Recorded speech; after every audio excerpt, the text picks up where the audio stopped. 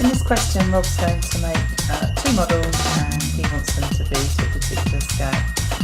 Importantly, he wants them to be 16 metres apart, and the actual distance is 8 times 10 to the power of 8 kilometres.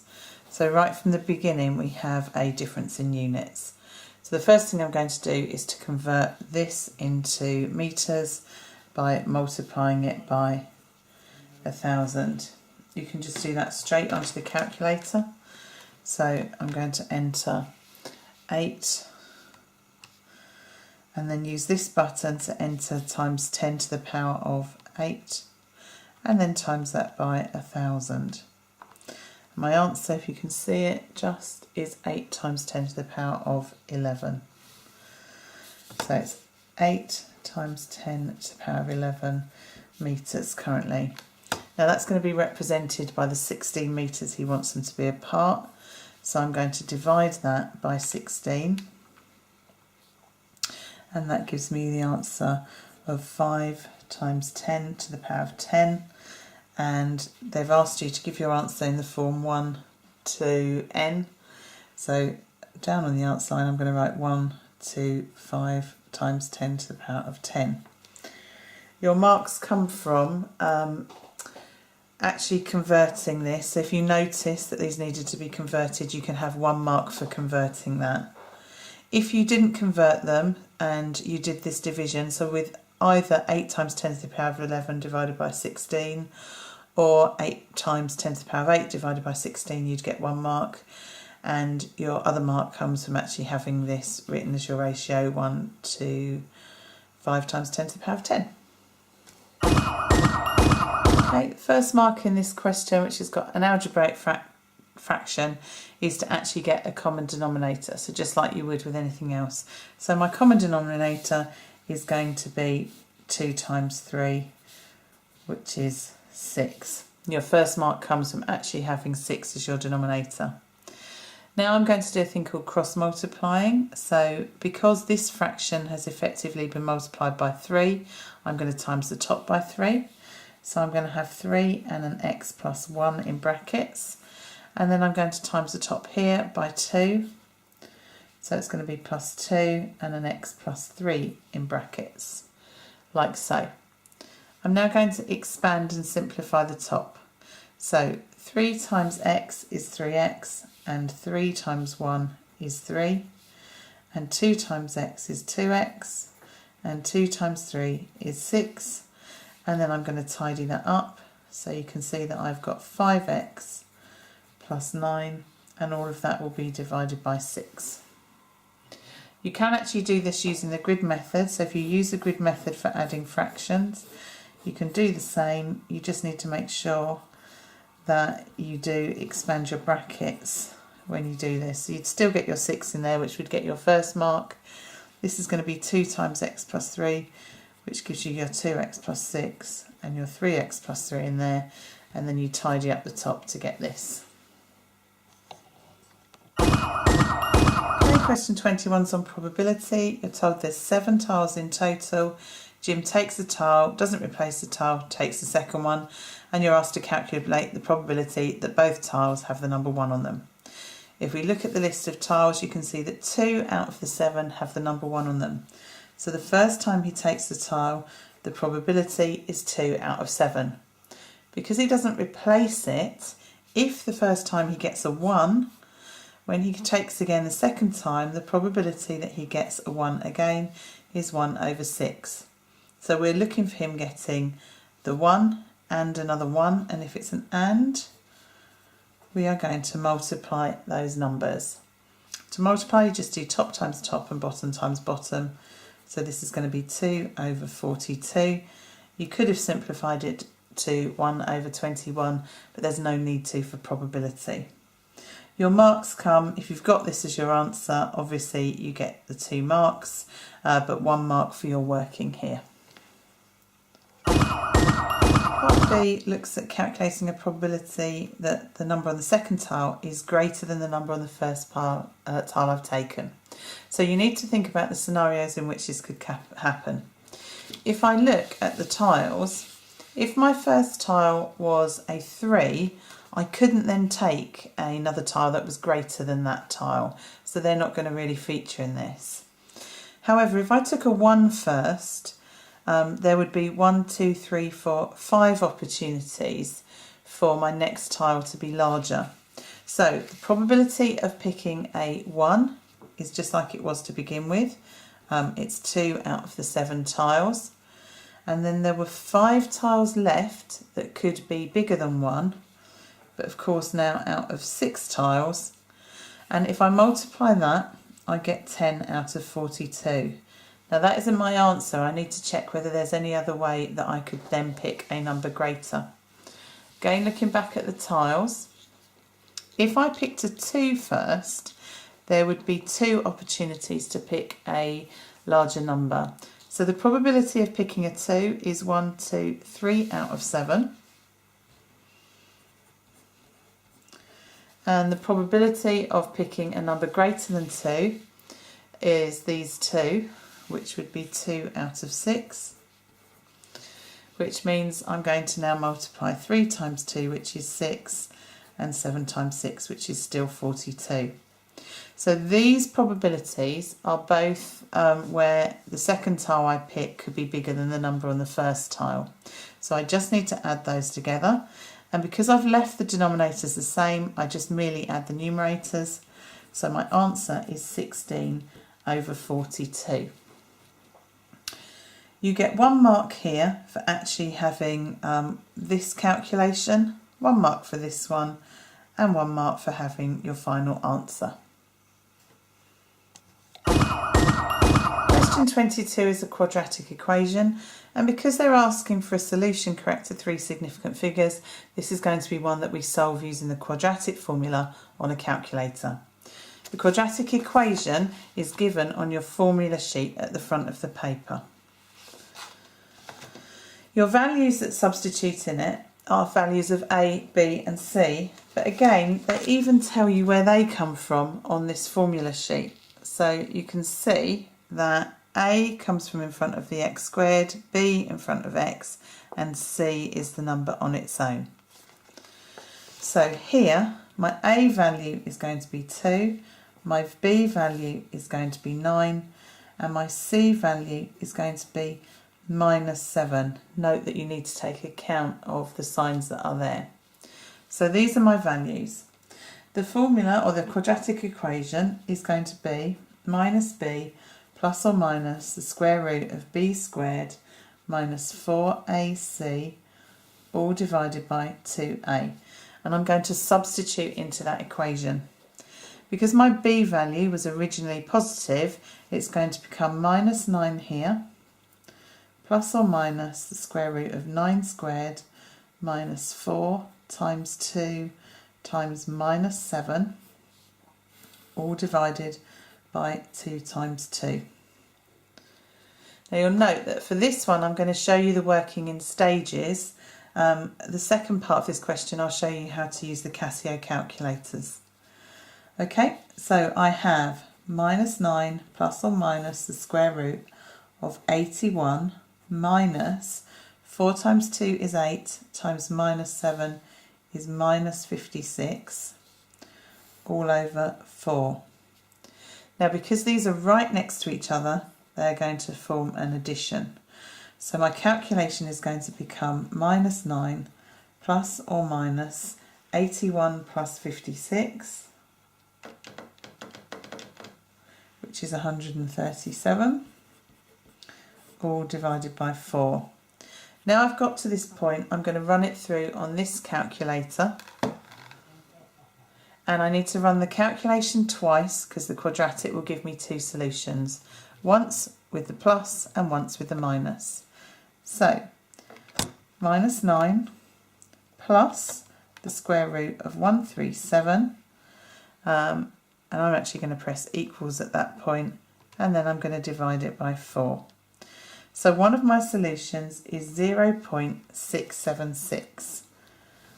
They've asked us to give our answers correct to 3 significant figures.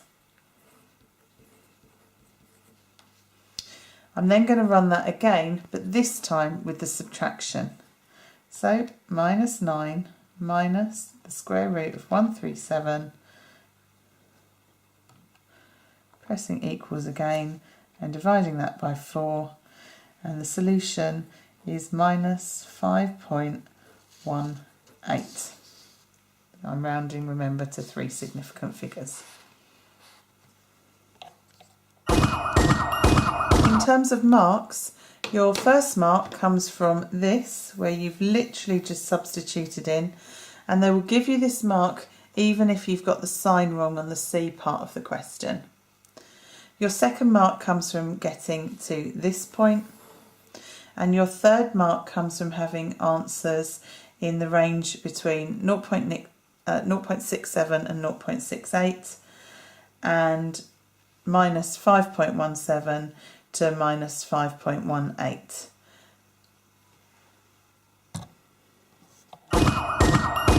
For part B, I've suddenly got fractions, and worse than that, I've actually got letters in the bottom or the denominators of my fractions, and I want to get rid of those because they make life very complicated.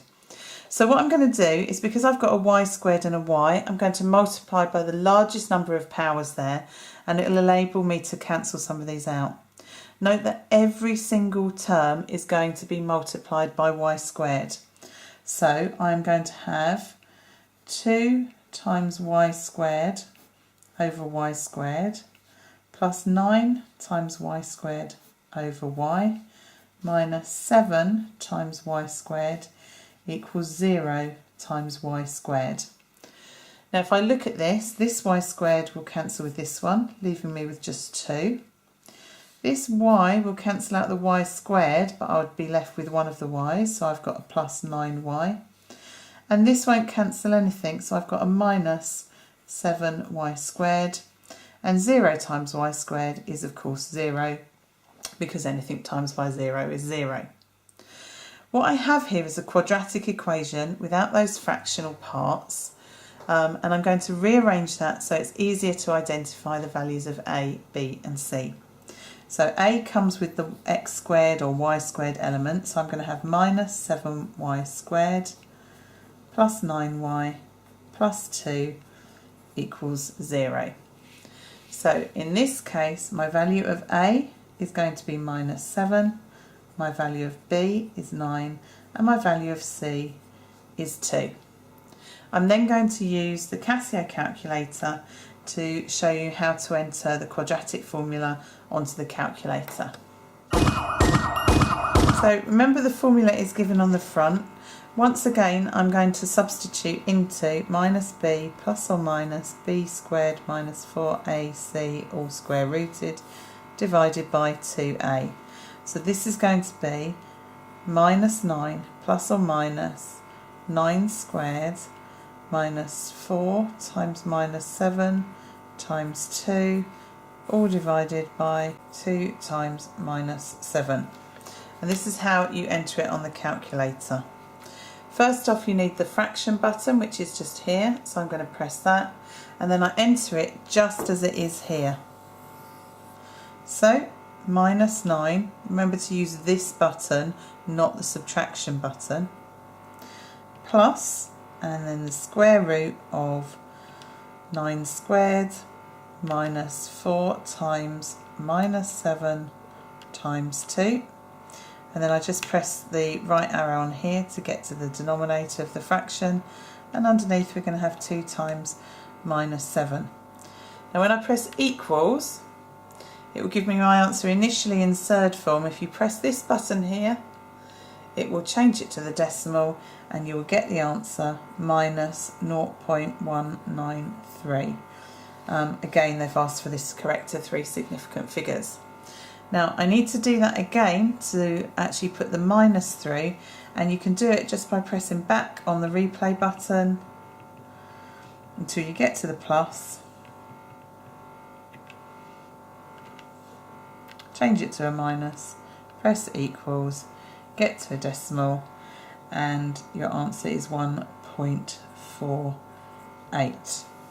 Now note, because they've asked for your answer to significant figures, they do actually want your answer as a decimal and not in the fractional third form.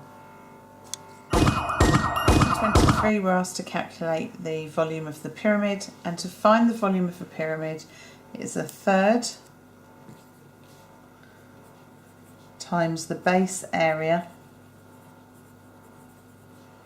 times the height. Now if we look at this pyramid, we know that it's square based. It says that that bottom is a square and the side lengths are 10 centimetres. So we know that our base area is going to be 100 centimetres square, and the third doesn't change. But what we don't know at the moment is our height, so we're going to need to calculate that. So what we need to do here is to identify a triangle. So we're going to drop a perpendicular line which is going to give us our height. This would fall right in the centre of that square where the diagonals would cross. And because it's a vertical height dropped, this would be a right angle. Now we know that all the sides of this pyramid are 10 centimetres. So we know this side length. We don't currently know this one, but there is a way to find it. And if we knew that one and that one, we would be able to find the height here. So the first thing I need to do is, using the base of that pyramid, the square, is find out the length going across the diagonal. Here's a square. Here's the diagonal I'm interested in, and I know that each side of the square is 10 centimetres long, and because it's a square, this is a right angle. I can ignore the rest of the square because what I have here is a right angled triangle. And using Pythagoras, I can find out the length of this diagonal. So the length is going to be 10 squared plus 10 squared, all square rooted.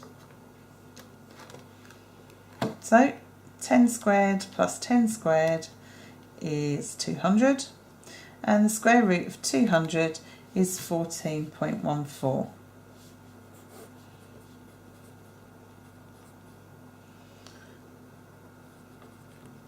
So we know that the full distance across there is 14.14. Because this perpendicular would drop right in the centre of that line, we're just going to halve that to find this length here. So this length to here, and I'm going to draw that triangle now, is half of 14.14, which is 7.07. And remember, we know that this diagonal is 10 centimetres. So again, we have a right angled triangle.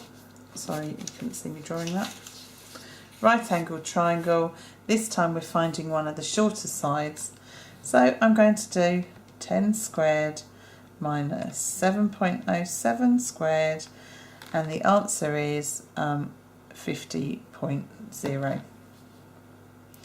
Remember that that still needs to be square rooted, so I'm going to square root that, which gives us the answer 7.07. So now I know the height is 7.07. I can calculate this. Bear in mind, you can enter fractions even on these calculators. You need this ABC button here. So to enter a third, I'm going to press 1, then that button and the 3, and you'll see that it enters it with this kind of R in the centre.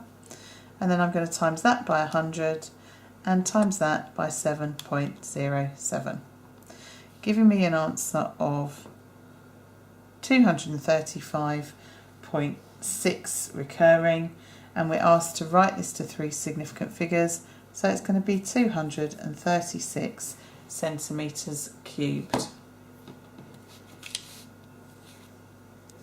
In terms of your marks, you're going to get 1 mark for finding either the full distance across here, the 14.14, or the 7.07 halved.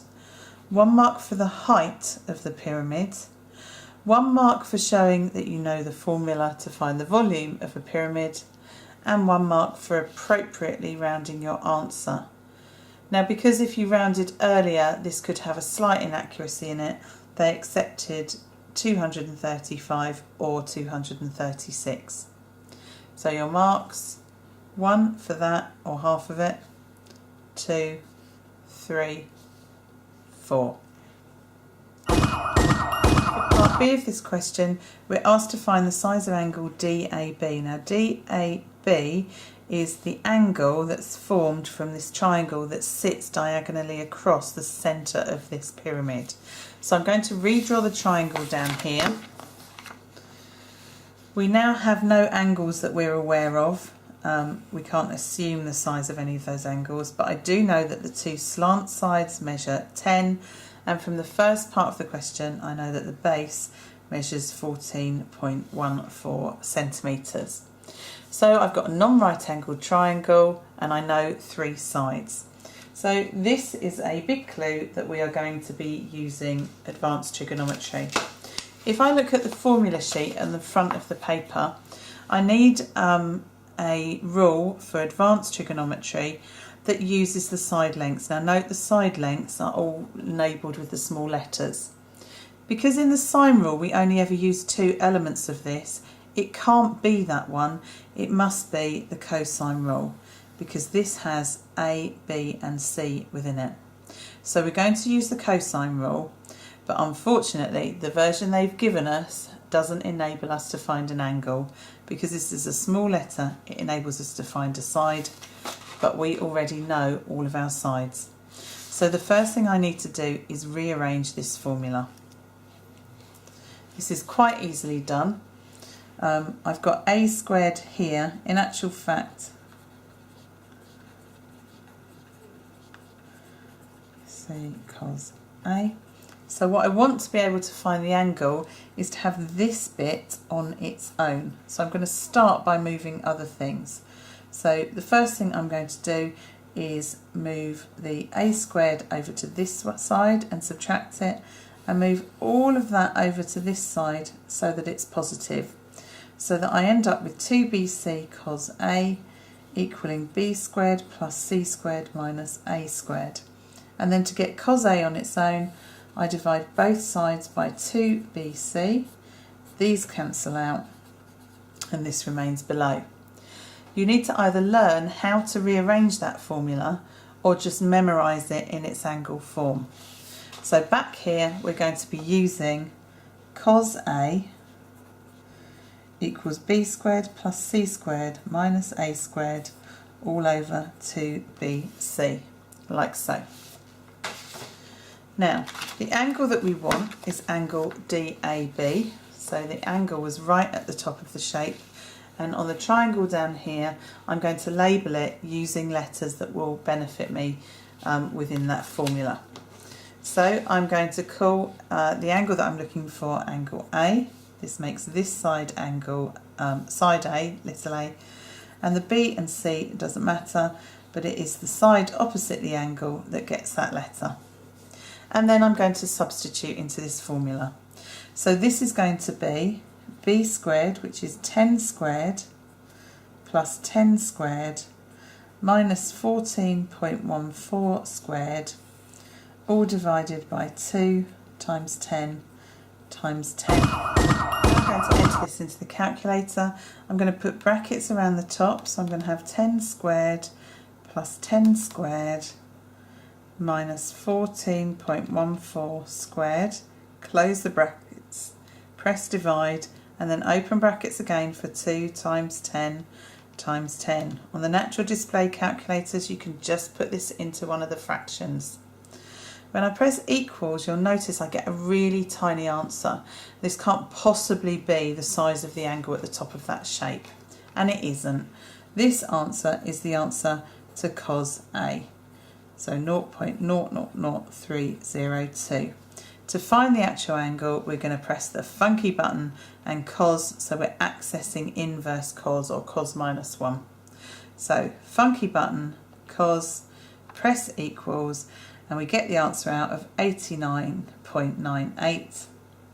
They haven't asked us to round it to anything particular, so anything between 89.98 degrees and 90 degrees would be the correct answer. To gain the marks, you need to show this substitution and this is your answer. So 1 mark for the substitution and 1 mark for the answer. And don't forget, if your calculator isn't in degrees, you will get the wrong answer. 24 asks us to draw a histogram, and it gives us information, both the class widths and the frequency. But to draw a histogram, we need to calculate the frequency density. There is a formula triangle to help you with this, and it is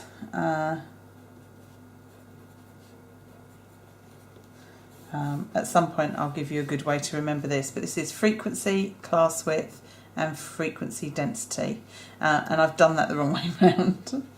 So the class width goes at the bottom, like so. So to calculate our frequency density, we divide our frequency by the class width. So in this case, let's have a look first of all at our class widths. This is running from 0 to 2, so our class width is 2. From 2 to 4, 4 minus 2 is 2. 8 minus 4 is 4. 16 minus 8 is 8. And 20 minus 16 is 4. So these values here are the class widths. It's how wide this would be if you were drawing like a bar chart. So then I do a division. So the frequency density is the frequency divided by that. So it's going to be 7 divided by 2, which is 3.5. 14 divided by 2, which is 7. 18 divided by 4, which is 4.5. 24 divided by 8, which is 3. And 10 divided by 4, which is 2.5. So you've now calculated your frequency densities.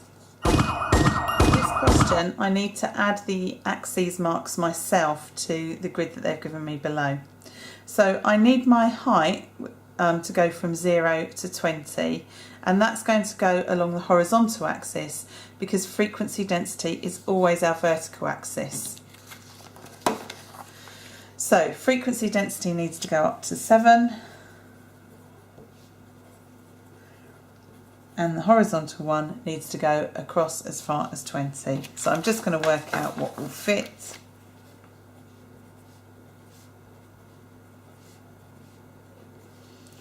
And then going across 1, 2, 3, 4, 5, 6, 7, 8, 9, 10. There's 12 there, so I'm going to have 2 for each. So it's going to be 2, 4, 6, 8, 10, 12, 14, 16, 18, 20, 22. So now I'm going to draw my bars. Now my first one is for the class interval of 0 to 2, so it's going to be this wide, and it has a frequency density of 3.5. So I'm going to be going across here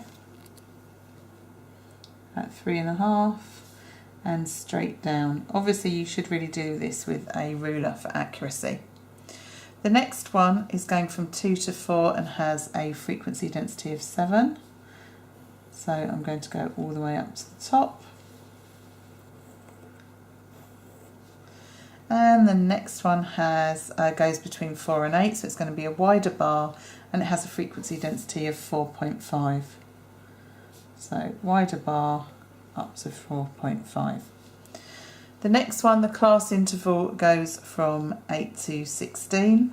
So I need to go from 8 to 16, so a very wide bar this one, and it's going as high as 3. And then my last bar is going to run between 16 and 20, and it has a frequency density of 2.5. So it should look like that. So if you've got the completely drawn, accurately drawn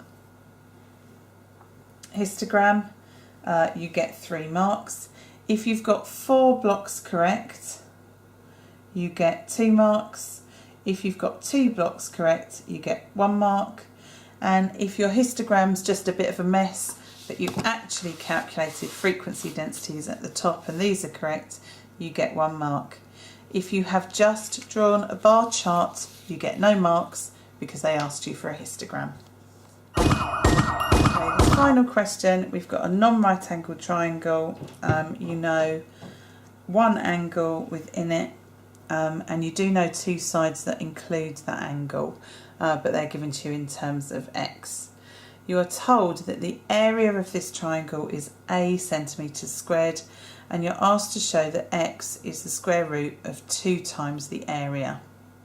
So the first thing we need to do is to come up with an expression for the area, and because it's a non-right angled triangle, we can use the area of a triangle sine rule, which is on the front of your formula sheet, which is half AB sine C. So area equals half AB sine C. Now for this formula to be useful, this angle that we do actually know needs to be C. And then I'm going to relabel the other sides and angles A and B, just so they fit neatly into the formula. So my triangle is now labelled in terms of A, B and C, which means I can substitute into this formula. So the formula is half times A times B times C. So I've got half, and then I'm timesing that by side A, which is x, and then I'm timesing that by side B, which is 2x, and then I'm timesing that by sine C. Now C is worth 30, we know what the angle is. At this point, it's worth finding out the value of sine 30 just by typing it into your calculator like that, and you'll find that that is also worth a half. So what we have here is a half there to be multiplied, and we also have these x terms. If I do a half times a half, I end up with a quarter. So a quarter times 2x squared.